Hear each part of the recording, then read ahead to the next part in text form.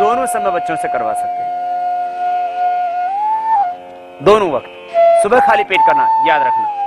देखो, एक्यूप्रेशर खाने के 2 घंटे बाद किया जा सकता है, सूक्ष्म व्यायाम की क्रियाएं भी खाने के 1-2 घंटे बाद की जा सकती हैं, परंतु प्राणायाम खाली पेट ही करना। प्राणायाम और जटिल आसन, आसन सधी वज्रासन को छोड़ करके आसन और प्राणायाम खाली पेट सुबह, शाम को करना हो तो दोपहर के खाने के लगभग 5 घंटे बाद ये प्राणायाम करना। धीरे धीरे अभ्यास को बढ़ाना।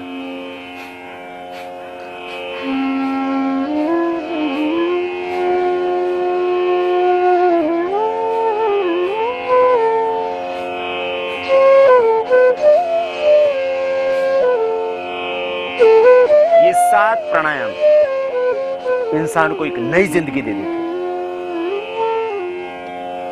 किसी भी रोग से पीड़ित है व्यक्ति, इसीलिए मैं कई बार कहा करता हूं, ज्ञात अज्ञात रोगों से आप पीड़ित हैं, आप यही प्राणायाम करो। नॉन अननोन कोई भी आपको डिजीज है, कई बार तो डायग्नोज ही नहीं हो पाता डिजीज का कि कौन सी बीमारी है, क्या करे? प्राणायाम करो।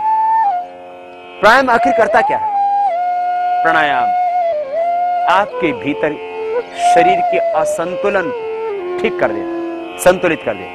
भीतर का असंतुलन, अनियंत्रण, अनियमितता, हार्मोन्स का इंबैलेंस, एंडोक्राइन सिस्टम का इरेगुलर हो जाना, बॉडी का एनाबॉलिज्म कैटाबॉलिज्म का डिस्टर्ब हो जाना।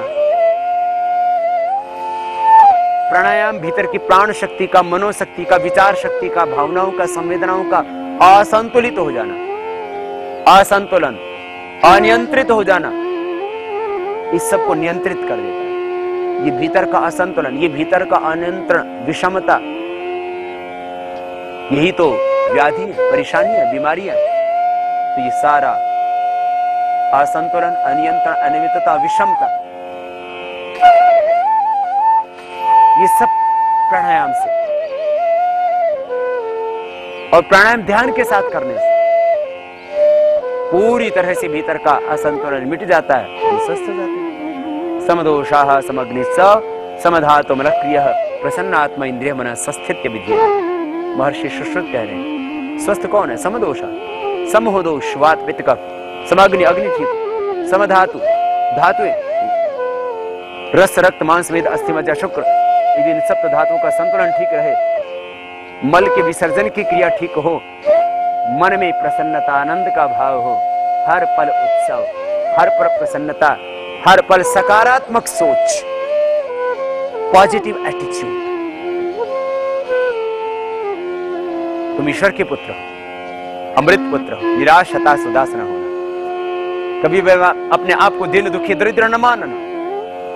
तुम अपने सुख दुख के स्वयं कारण हो, तुम अपने भाग्य के स्वयं निर्माता हो, और ईश्वर भी उन्हीं की मदद करता है जो पुरुषार्थ करते हैं, जो मेहनत करते हैं, जो खुश रहते हैं। माँ बाप उसी के लिए कुछ अच्छा करते हैं जो बच्चे खुश रहते हैं। जो बच्चे वैसे डिप्रेस हो, हर पल ऐसे खोए खोए जीते हो, तो माँ बाप भी सोचेंगे ये कुछ नहीं कर सकता। भगवान भी उन्हीं की मदद करता है जो खुश रहते हैं, जो प्रसन्न रहते हैं। इसलिए खुश रहना, प्रसन्न रहना और प्रसन्नता के साथ प्राणायाम करना।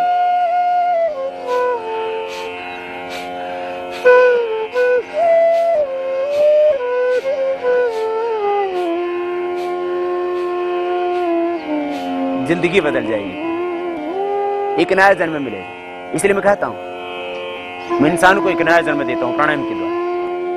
भारत के मनुष्यों ने जो प्राणायाम की विद्या दी, ये अपने आप में अद्भुत है। और देख लेना, कुछ समय के बाद ये प्राणायाम, ये महर्षि पतंजलि का योग, यही बनेगा संपूर्ण आयुर्विज्ञान का शास्त्र, कंप्लीट मेडिकल साइंस। योग होगा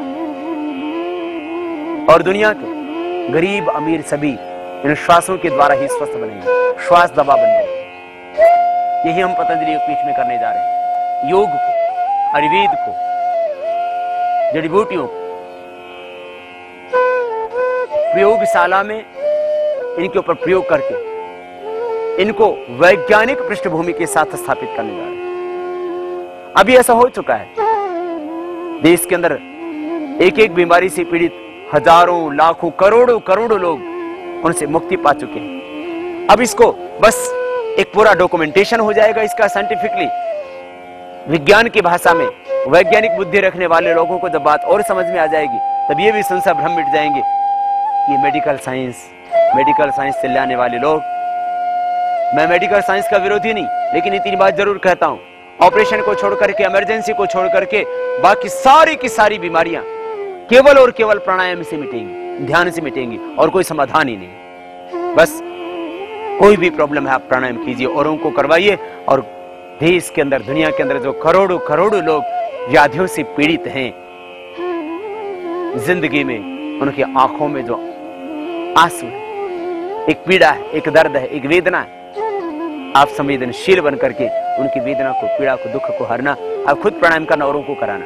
बहुत सी जगह तो जो मल्टीपल स्क्लेरोसिस के पेशेंट हैं, उन्होंने अपनी सोसाइटियां बनाई हुई। जब पहली बार हमारी एक बहन अच्छी हुई पूना की, जिसको स्वयं मल्टीपल स्क्लेरोसिस की प्रॉब्लम थी, तो वो वहां पूना में एक सोसाइटी चलती, उन सोसाइटी वाले लोगों ने उनको कहा तुम अच्छी हो गई हो, तुम तो पहले इस रोग से पीड़ित थे। उन्होंने कहा मैं प्राणायाम करके अच्छी हो गई। अब वो दूसरों को प्राणायाम करा के उनको स्वस्थ बना रही। वो प्रिंसिपल जो है एक शायद इंग्लिश की टीचर थी या उसकी लेक्चरर थी।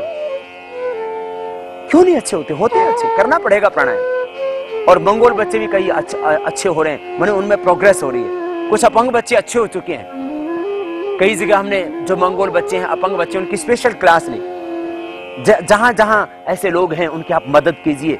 आपके कारण से यदि कोई सामान्य जिंदगी की ओर लौट आता है, साधारण जीवन जीने लगता है, वह उसकी नॉर्मल लाइफ हो जाती है, तो शायद एक बहुत बड़ी बात होगी, एक बहुत बड़ी उपलब्धि होगी। ऐसा हो रहा है, मैं देख रहा हूं ऐसे बच्चे जो सुनते नहीं थे वो सुनने लग रहे हैं, उनकी श्रवण शक्ति बढ़ रही है। ऐसे बच्चे जो देख नहीं पाते थे, मन बिल्कुल आंखों की शक्ति क्षीण हो गई थी, अंधे होने के कागार पर पहुंच गए थे, उन बच्चों की आंखों की ज्योति बढ़ रही है। सब कुछ ठीक हो रहा है। 7 ही मुख्य प्राणायाम, 7 आसन, 7 सूक्ष्म व्यायाम, इतना सीख करके औरों को सिखाना, इस देश और दुनिया के लोगों को स्वस्थ बनाने के, इसमें से आप भी जुड़ जाना। जेल में जाकर के, किसी शिक्षा संस्थान में जाकर के इस तरह के मस्कुलर डिस्ट्रॉफी के बच्चे, थैलीसीमिया के बच्चे, ये मायोपैथी के बच्चे, ये ऐसे बच्चे जिनको सेरेब्रल पैलेसी है, मस्कुलर डिस्ट्रॉफी है, साथ में ही मल्टीपल स्क्लेरोसिस की प्रॉब्लम है,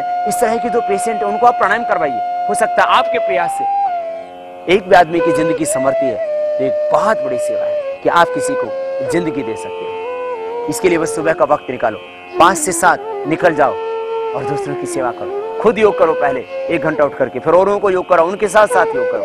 आप भी स्वस्थ रहेंगे, देशवासी भी स्वस्थ रहेंगे। कपालभाति प्राणायाम, इन सभी पेशेंटों को जिनके बारे में अभी हम चर्चा कर रहे थे, इनको 15 मिनट कराना है, और जो अधिक कर सकते हो तो उनको 20, 25, 30 मिनट तक करवा सकते हैं। इसके बाद बाह्य प्राणायाम, श्वासों को बाहर छोड़ के बाहर रोक देंगे, त्रिबंध लगेंगे, त्रिबंध के साथ बाह्य प्राणायाम ऐसे होगा।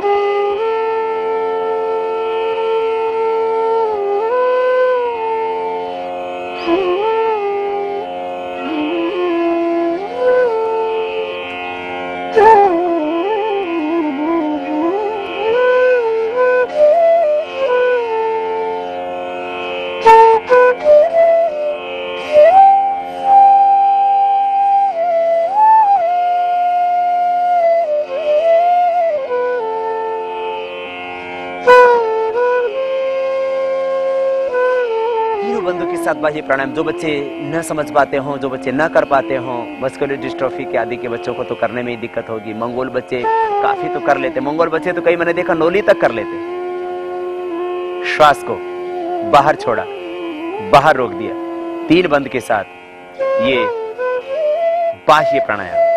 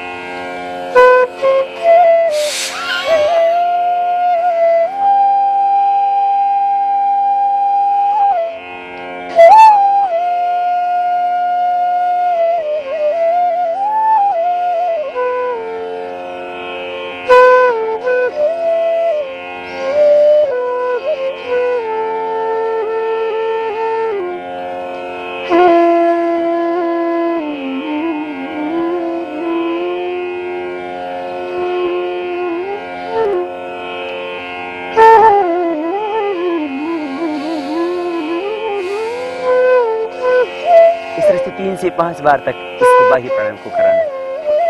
और जो बच्चे कर सकें उनसे अग्निसार क्रिया भी करवाने की कोशिश करना।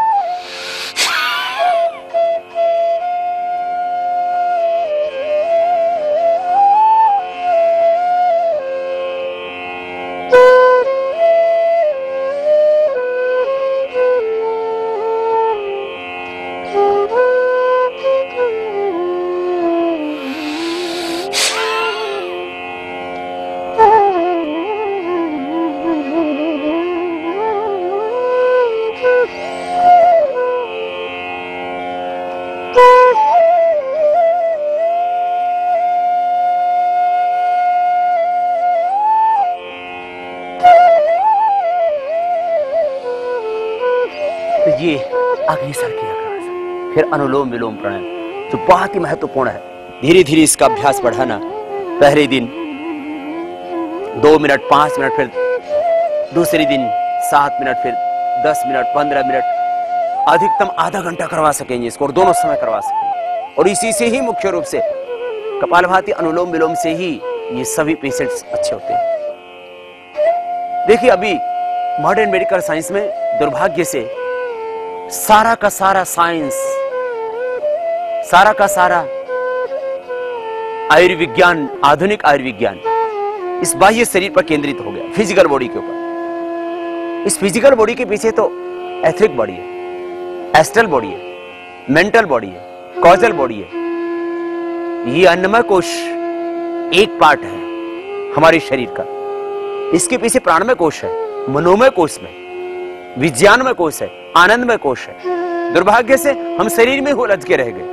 इसीलिए हमारी चिकित्सा में परिपूर्णता की तो बात दूर, खाली नियंत्रण हो पाया। जब तक प्राण का उपचार नहीं होगा, जब तक मन का उपचार नहीं होगा, जब तक हम अपने भीतर की चेतना को जागृत नहीं करेंगे, तब तक व्याधियों से कैसे छुटकारा हो सकेगा। इसलिए हमने बीमारियों को परमानेंट क्योर किया प्राणायाम से, क्योंकि हमने शरीर के साथ साथ प्राण को, मन को, विचारों को, संवेदनाओं को, भीतर के ज्ञान को, भीतर की चेतना को, उसको ट्रीट किया।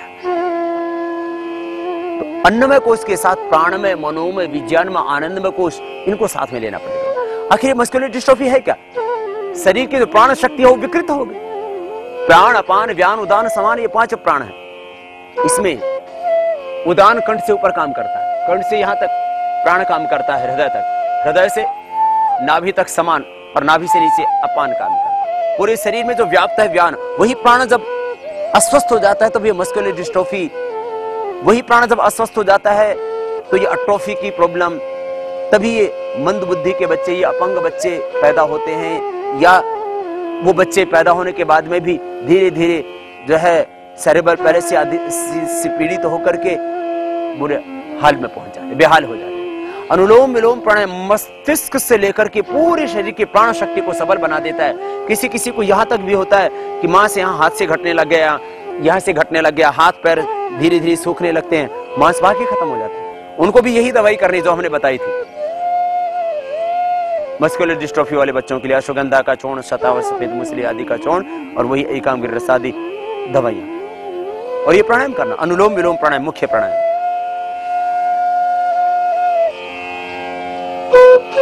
बाएं से लेना, दाएं से बाहर छोड़ना, फिर दाएं से लेना,